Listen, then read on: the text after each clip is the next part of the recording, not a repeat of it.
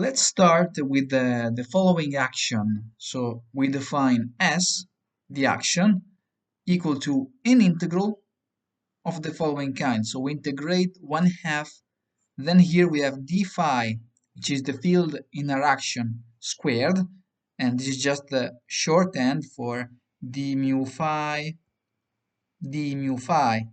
in tensor notation, plus 1/2 m squared, which we can think of the mass of the field, so m, and the mass is squared, phi squared, plus, and then here we have an interaction term, lambda over 4 factorial, phi to the fourth, and we have the differential d4x. Now, we can also rewrite this action by switching to the Fourier domain, in particular to the frequency domain. So we think that we are going to rewrite phi by using the Fourier transform. So we go from phi to phi hat, that will be a function of k1, k2, k3, and k4, whereas phi is a function of x1, x2, x3, x4, or x0, x1, x2, x3, depending on how you label these variables, these 4 variables. Anyway, let's move on. Here we can write this as integral, and then we have d for k1 divided by 2 pi to the fourth, d for k2 divided by 2 pi to the fourth. Then I have d for x times 1/2, and this derivative operator can be replaced by minus I k1. We take the dot product with minus I k2 plus m squared, and this multiplies phi hat of k1, and then we have phi hat of k2 e to the minus I k1 plus k2 dot x. But we also have to add another term when we take the transform of phi. So when we rewrite phi to the fourth here, this term, we have integral d for k1 over 2 pi to the fourth, d for k2 over 2 pi to the fourth, d for k3 over 2 pi to the fourth, d for k4 over 2 pi to the fourth, and we also have d for x.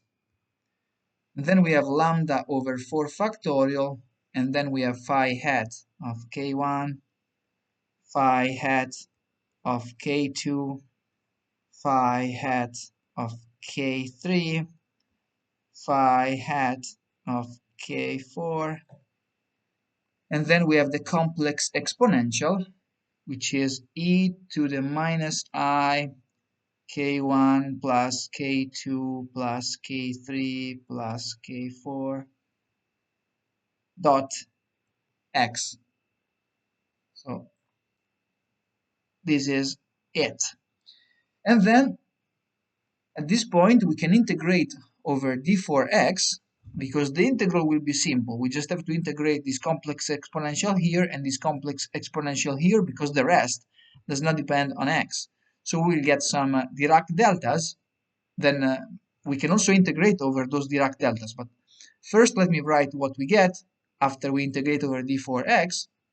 So we have integral d4k1 over 2 pi to the fourth.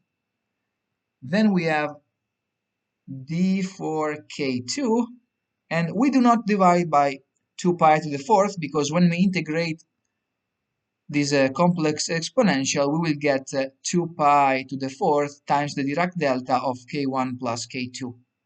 So basically this 2 pi to the fourth here will cancel one of these factors in the denominator. So for example, we can cancel this one. So I'm just going to write d4k2, and then we have 1/2 minus I k1 dot. And now, once we get the Dirac delta of k1 plus k2, we can replace k2 with minus k1, right? Because we are multiplying that with the Dirac delta.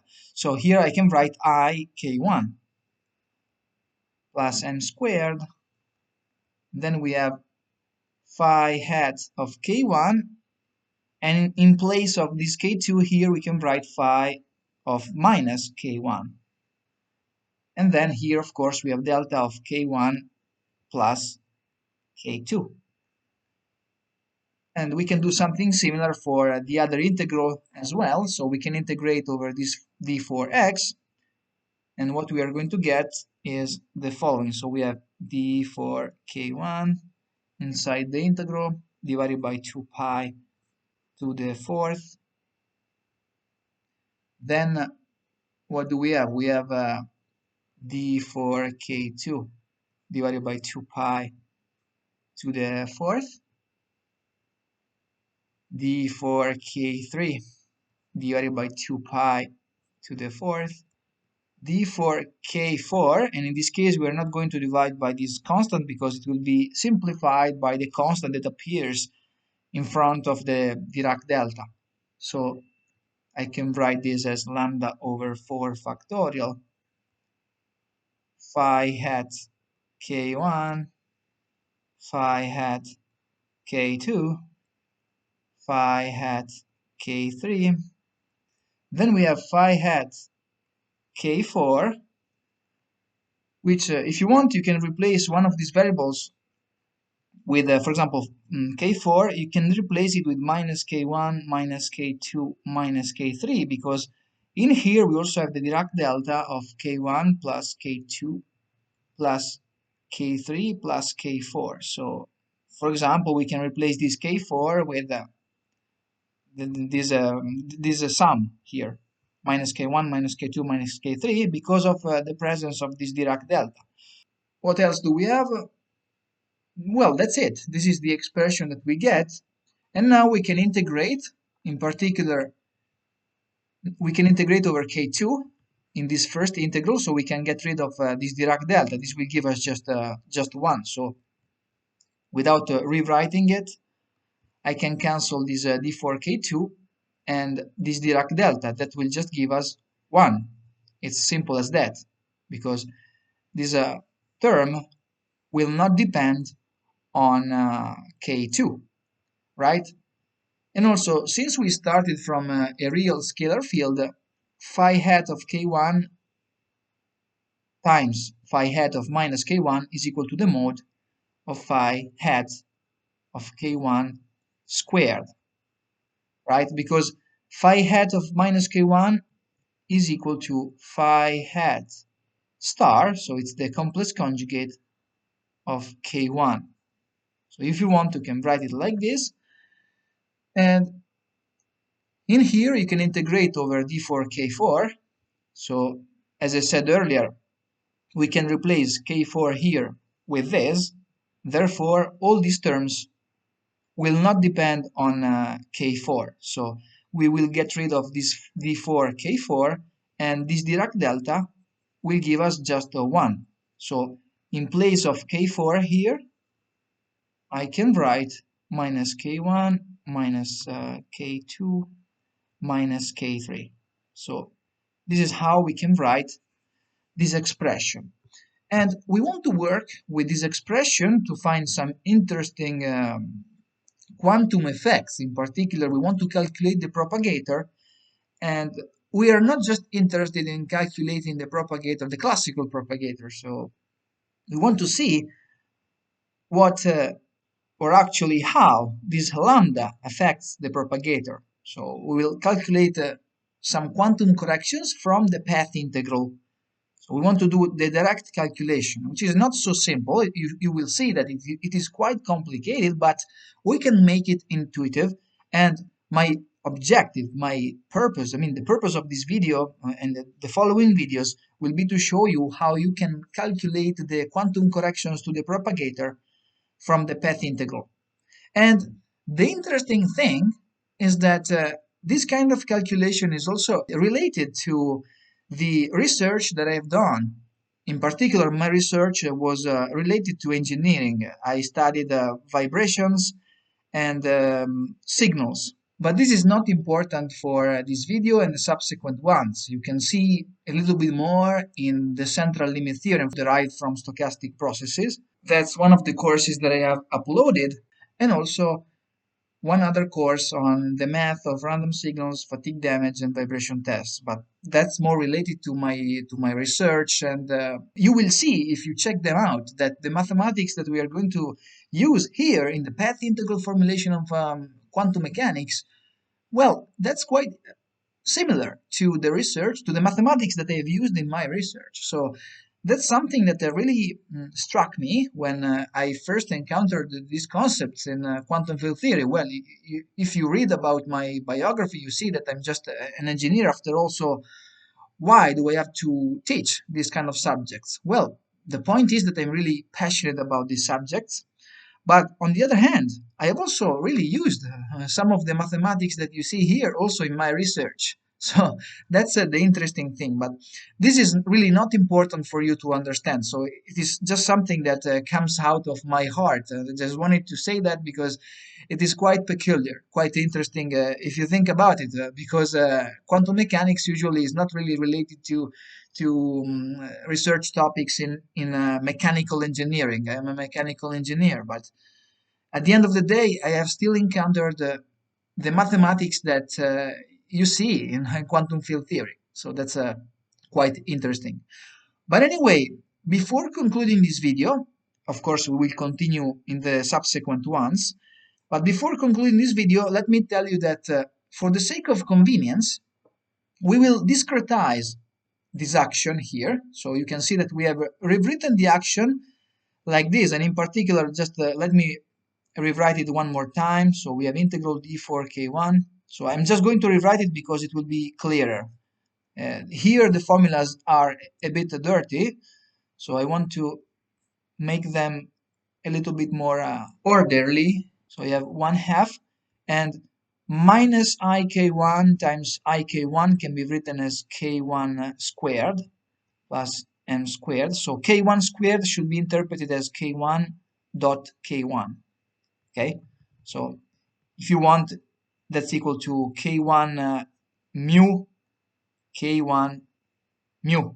Because remember that this k here has really 4 components in principle, because we are integrating over d4 k1, k2, and k3. So they have 4 components, and if we think that we are going to use an Euclidean signature, we are just summing. Instead of calling it k1, I can just call it k for the sake of convenience.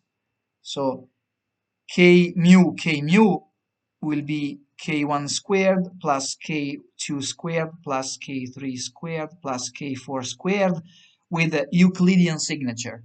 If you use a Minkowski signature, of course, you will get some extra minus signs here, but this is not really important at the moment. So we don't need to use these kind of concepts here.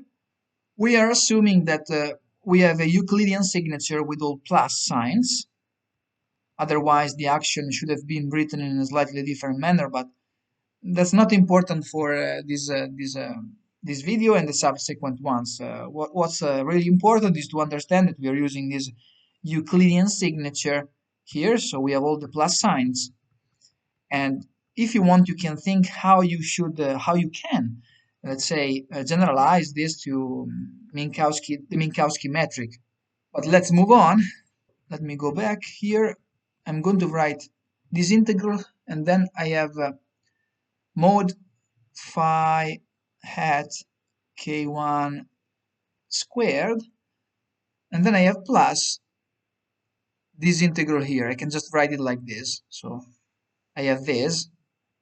So I simply have to copy what I have written there. So plus integral d4 k1 over 2 pi to the 4th d4 k2 over 2 pi to the 4th d4 k3 over 2 pi to the 4th lambda over 4 factorial phi hat of k1 phi hat of k2, phi hat of k3, and then I have phi hat of minus k1, minus k2, minus k3, like this.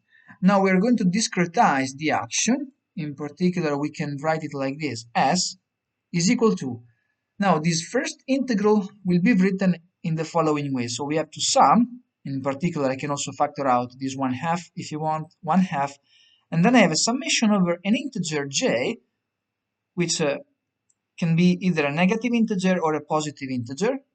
So j belongs to z, and we have phi hat sub j, the mode of it, squared.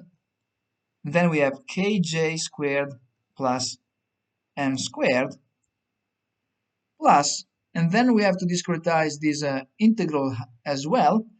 We are going to discretize it like this. So we have a summation over phi hat sub n1, phi hat sub n2, phi hat sub n3, phi hat sub n4, and we have to sum over n1, n2, n3, and 4. They are integers like j, but we have to sum over them such that this relation is satisfied. In particular, n1 plus n2 plus n3 plus n4 equal to 0. Remember that you also have to multiply by lambda over 4 factorial. So I can put it here like this. And this is how we are going to rewrite the action, and our calculations will be performed like this when we calculate the propagator. And then at the end of the calculation, we will go back to our continuous variables. So this is just one intermediate step that will allow us to at least simplify the calculations a little bit. And let me tell you that in the following video, I also want to show how to rewrite this seemingly complicated expression. But we will do it in the next video, and then we will do more considerations.